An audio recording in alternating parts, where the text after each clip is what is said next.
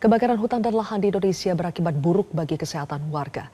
Tidak hanya warga negara Indonesia, namun juga warga negara tetangga seperti Malaysia. Lalu adakah langkah untuk meminimalisasi dampak buruk karhutla terhadap kesehatan warga maupun petugas? Kami akan membahasnya bersama dengan Ketua Majelis Kehormatan Pengurus Pusat Perhimpunan Dokter Paru Indonesia, Profesor Chandra Yoga Aditama, kemudian warga Gambut, Kabupaten Banjar, Kalimantan Selatan yang terdampak karhutla, Arum, dan juga anggota Dalkarhutla, Dinas Kehutanan Provinsi Kalimantan Tengah, Arya Arfaguda. Selamat malam Mbak Arum, Prof. Chandra, dan juga Mas Arya. Selamat malam. Terima kasih sudah hadir di Prime Time News. Mbak Arum, rumah Anda di Gambut, Banjar ya, katanya dekat dengan lokasi kebakaran hutan dan lahan. Bagaimana kondisi kesehatan Mbak Arum dan juga anggota keluarga sekarang? Kesehatannya kalau bagi ibu saya sudah menurun karena saat ini beliau terkena gejala ispa. Ini dengan ibu ya, ibunya Mbak Arum ya? Ibu saya yang terkena gejala ispa.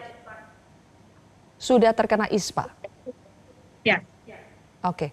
Kalau Mbak Arum sendiri dan mungkin anggota keluarga lainnya bagaimana Mbak? Ya, tapi kalau bagi saya kan sejauh ini masih bisa lah untuk menjalankan rutinitas sehari-hari, terutama bekerja setiap harinya, setiap paginya ke Banjarmasin. Oh, jadi Mbak Arum tinggalnya di Banjar tapi bekerjanya di Banjarmasin? Tinggalnya di Gambut, kerjanya di Banjarmasin. Oke. Mbak Arum, Ya. yang kami dengar sumber kabut asap itu dari kawasan Gunung Damar yang terbakar ya Mbak ya? Betul. Oke. Kabut Seberapa asapnya dekat rumah Mbak Arum dengan lokasi yang terbakar ini Mbak? lumayan dekat. Jadi tebal karena asapnya pun mulai pekat dan ada seperti serbuk-serbuk kalau setiap subuh. Serbuk-serbuk pekat. Jadi paling parah itu terasa setiap subuh ya Mbak ya? Setiap subuh hingga siang hari dan sore terasa juga kabut asapnya itu. Oke. Kalau malam hari seperti sekarang bagaimana Mbak? Terasa karena bau yang seperti kebakaran, jadi cukup mengganggu dalam aktivitas berkendara di malam hari. Oke. Sudah berapa lama Mbak Arum merasakan kabut asap yang mengganggu seperti ini?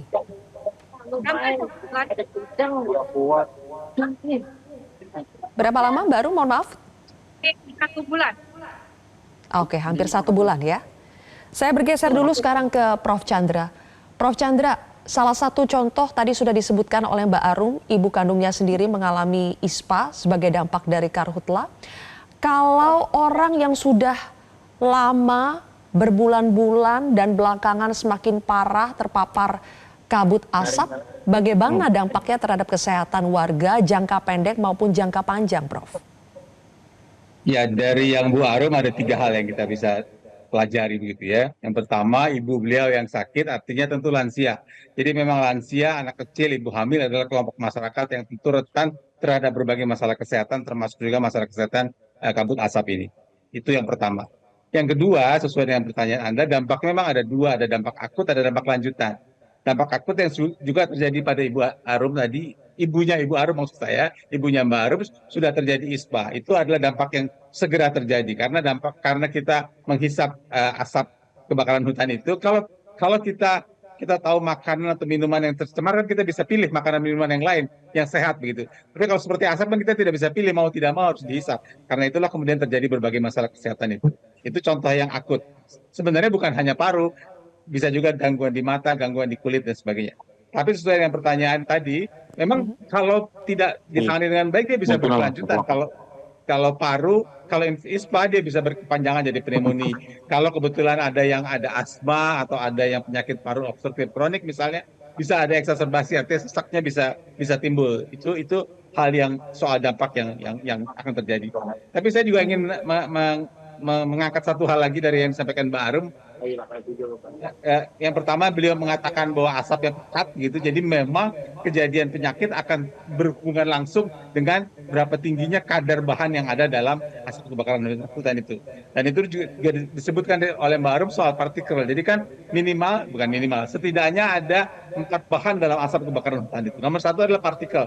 Mungkin tadi yang disebut Arum itu yang dirasakan, tapi sebenarnya partikel yang bisa masuk ke dalam paru-paru ada partikel yang ukurannya kecil sekali 2,5 mikron. Itu nomor satu. Itu yang kemudian menimbulkan gangguan. Tapi yang kedua juga ada gas.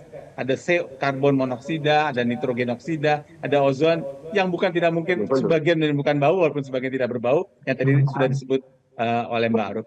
Dan yang ketiga karena yang terbakar ini adalah hutan atau lahan begitu, maka ada bahan organik yang terbakar. Jadi ada bahan yang ya, seperti kalau kita lihat di belakangnya Pak yang dari Dinas Kehutanan Kalteng, di belakangnya tanaman itu kalau terbakar tentu punya dampak sendiri. Nah, masalahnya kalau WHO mengatakan berbagai bahan ini plus bahan-bahan lain bisa bercampur dengan itu yang mereka sebut sebagai toxic mix. Jadi campuran bahan toksik itulah yang kemudian terhisap oleh teman-teman kita. Kita tentu sangat bersimpati pada teman-teman kita di Kalimantan dan juga di Riau. Saya dulu pernah di Riau waktu lulus dokter tahun 1980. Nah, itu yang mengalami dampak-dampak menghisap toxic mix akibat kebakaran hutan ini.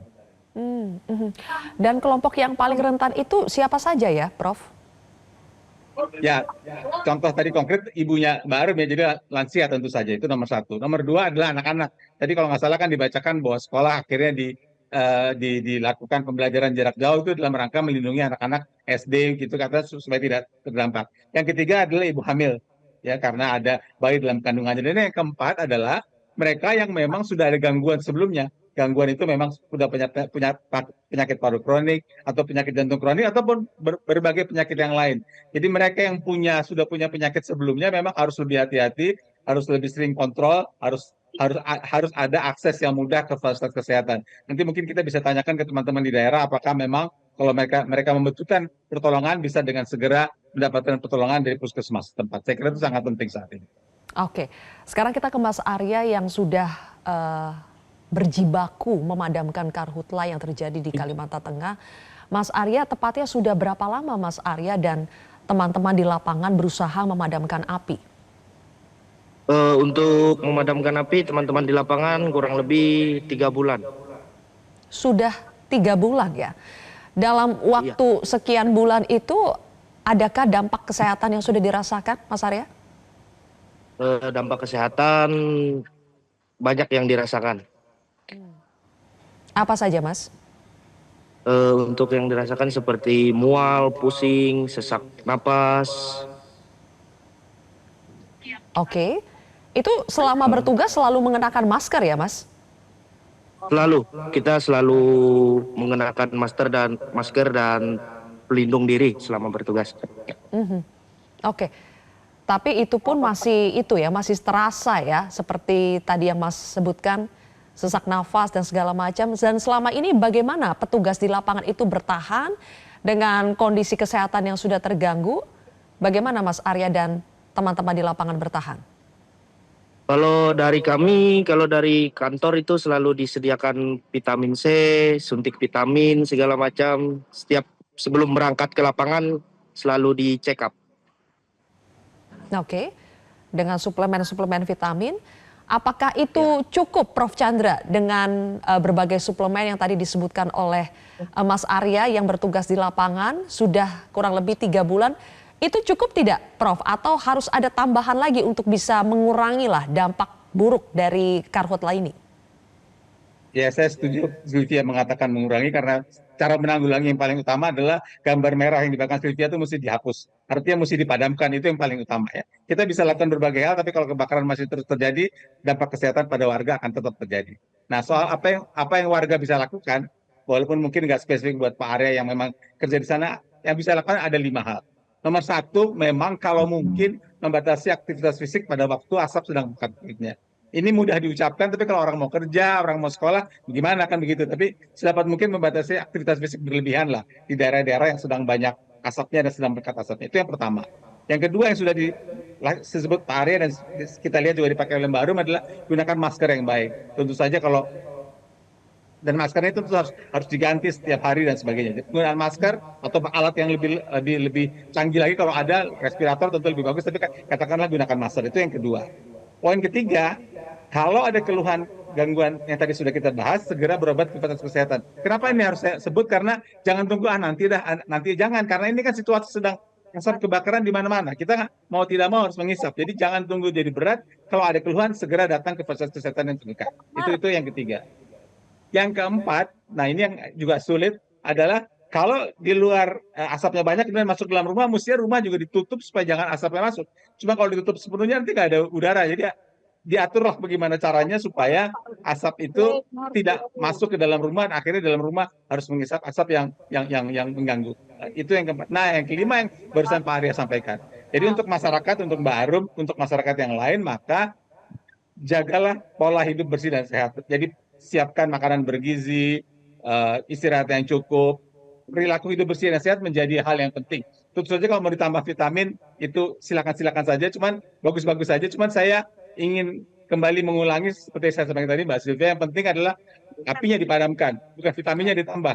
Vitamin bagus-bagus saja digunakan, tapi apinya memang harus dipadamkan supaya masyarakat jangan terkena akibat buruk. Tapi balik lagi yang kelima, perilaku hidup bersih dan sehat tolong dijaga prioritasnya. Tentu saja untuk yang merokok jangan merokok lagi nih. Udah banyak asap mau tambah-tambah merokok ya itu keterlaluan lah begitu ya. Perilaku hidup bersih dan sehat tolong dijaga teman-teman yang sedang mengalami dampak asap kebakaran hutan. Oke, yang paling penting adalah akar persoalannya itu yang dituntaskan. Nanti kita akan tanya di segmen selanjutnya bagaimana penanganan karhutlah setidaknya yang terjadi di tempat Mas Arya di Kalimantan Selatan seperti apa sesaat lagi pemirsa.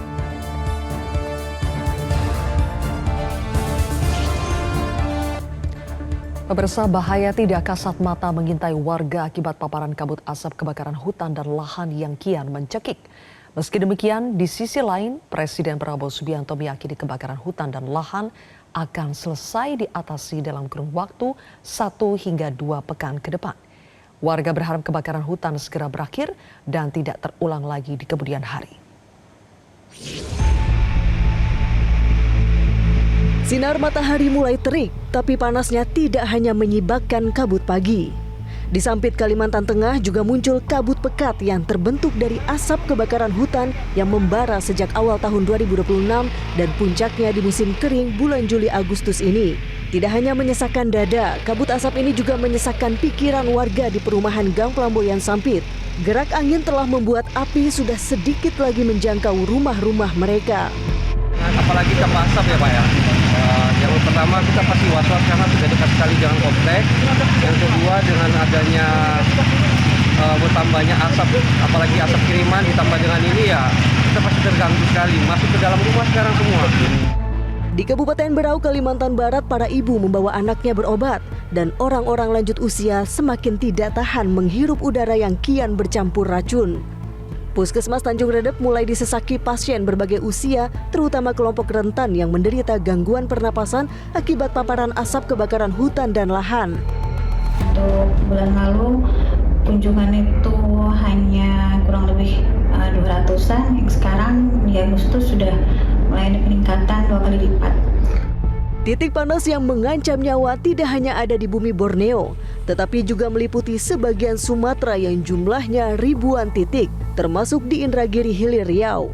Memadamkan api di lahan seluas ini seperti pekerjaan yang mustahil, tetapi para petugas terus berupaya menekan sebaran titik panas yang dalam 2 hari terakhir jumlahnya malah meningkat hingga lebih dari 200 titik. Asap kebakaran di sejumlah wilayah di Riau ini sudah mulai berdampak terhadap kualitas udara di ibu kota Pekanbaru. Dari laporan BMKG, titik panas di Provinsi Riau dilaporkan sedikit meningkat dari 153 titik kemarin menjadi 223 titik hari ini. Saat ini saya berada di lokasi papan indeks pencemaran udara yang saat ini kondisinya mengalami kerusakan. Akibatnya warga tidak mengetahui kondisi atau kualitas udara Kota Pekanbaru secara update. Di sisi lain, Presiden Prabowo meyakini kebakaran hutan dan lahan di Indonesia segera teratasi dalam kurun waktu 1 hingga 2 pekan ke depan. Sekarang saya kira sudah mulai teratasi, termitigasi di beberapa tempat. Saya berharap dalam 1-2 minggu ini bisa selesai semua. Kita telah kerahkan kekuatan yang sangat besar. Tim Liputan Metro TV. Pemirsa, kami kembali melanjutkan perbincangan bersama dengan Ketua Majelis Kehormatan Pengurus Pusat Perhimpunan Dokter Paru Indonesia, Profesor Chandra Yoga Aditama, warga Gambut, Kabupaten Banjar, Kalimantan Selatan yang terdampak karhutla, Arum, dan juga anggota Dal Karhutla Dinas Kehutanan Provinsi Kalimantan Tengah, Arya Arfaguna. Kembali lagi ke Mbak Arum. Mbak Arum, apakah kabut asap yang melanda Gambut dan sekitarnya di wilayah Anda itu sudah sering terjadi, Mbak? Jadi langganan setiap tahunnya. Oke. Bagaimana kondisi kabut asap sekarang setelah tadi Mbak Arum bilang 1 bulan ya sudah terjadi? Apakah semakin berkurang atau sama saja tetap pekat? Tetap pekat, tidak ada pengurangan sama sekali. Tidak ada pengurangan. Oke. Jadi bagaimana warga di sekitar terutama di Gambut ya menghadapi kondisi saat ini, apakah mereka tetap beraktivitas atau sudah banyak yang memilih tidak keluar rumah?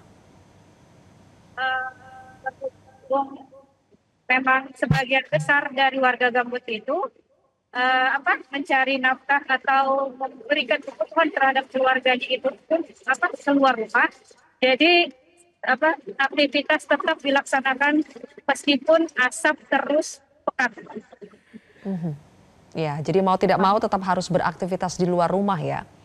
Lalu apakah ada bantuan dari pemerintah setempat, Mbak, bagi warga untuk menghadapi kondisi sekarang? Untuk sampai saat ini tidak ada tersentuh bantuan. Jadi semuanya dihadapi warga sendiri saja, tidak ada bantuan? Masker atau alat kesehatan apa? Tidak ada. Tidak ada masuk lagi ke daerah kawasan tempat tinggal kami. Di Gambut. Kalau malam hari seperti sekarang, apakah cenderung berkurang, Mbak, kabut asapnya? Bahkan lebih terasa asap itu baunya, lebih terasa, lebih menyengat, dan mata terasa perih. Apalagi kalau saya kan pulangnya malam nih. Nah, jadi pandangan pun agak sedikit kurang terang ya di jalan. Oke. Kalau sudah sampai di dalam rumah masih terasa juga tidak, Mbak? Kalau sampai di dalam rumah itu terasa kalau di bagian dapur, Pak. Oh, oke. Ya.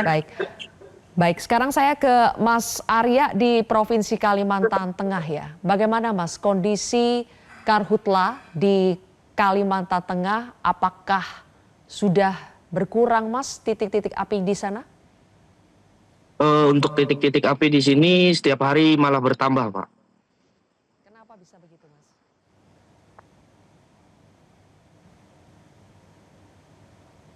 Bertambah titik api. Kenapa bisa begitu, Mas Arya? Kenapa bertambah? Kemungkinan banyaknya orang membuka lahan dengan cara dibakar, Mbak. Oke. Kendalanya bagaimana, Mas Arya, selama memadamkan api? Untuk kendala dari kami akses jalan menuju lokasi dan ketersediaan sumber air di lapangan. Kalau personilnya bagaimana? Cukup tidak? Untuk personil kita cukup, Pak.